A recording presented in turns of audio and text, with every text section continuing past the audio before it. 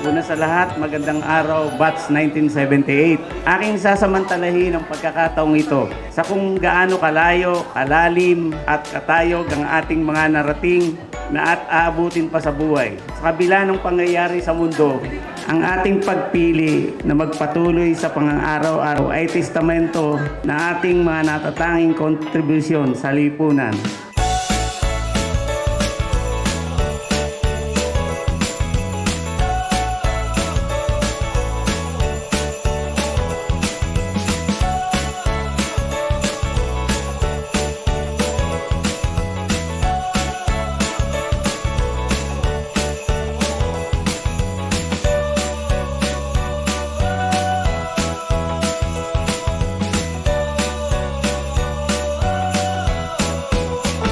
Aking inaalala ang pinagsamahan. Napupuno ako ng kagalakan sa mga araw na hindi nagkulang sa tawanan, asaran at mga simpleng bagay na nagbigay kabuluhan at saysay sa ating kamusmusan.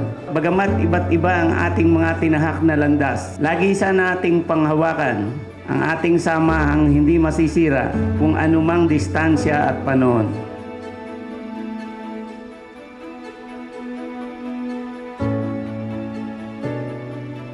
Bilang dating presidente ng Class 78 Section 4, aking panghabang buhay na babaunin ng tiwala at suportang walang sawang binigay nyo sa akin. Hinding-hindi ko ipagpapalit ang mga alaala na ating pinagsaluhan noon at walang sawang pagbabahagi sa mga pagkakataong tayo ay magkikita at magkakaplanuhan.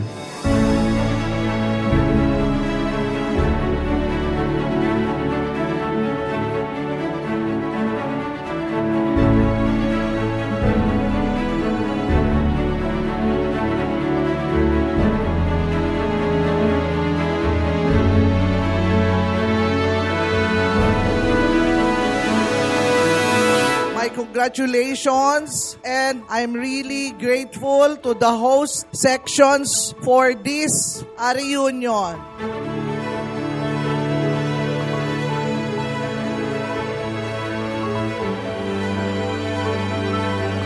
Hangad at panalangin ko ang inyong tunay na kaligayahan sa mga araw na darating pa at sa ating mga buhay. Patuloyin lang ang pagpapala ng Diyos at magpatuloy lang, Batch 78. Maraming salamat po.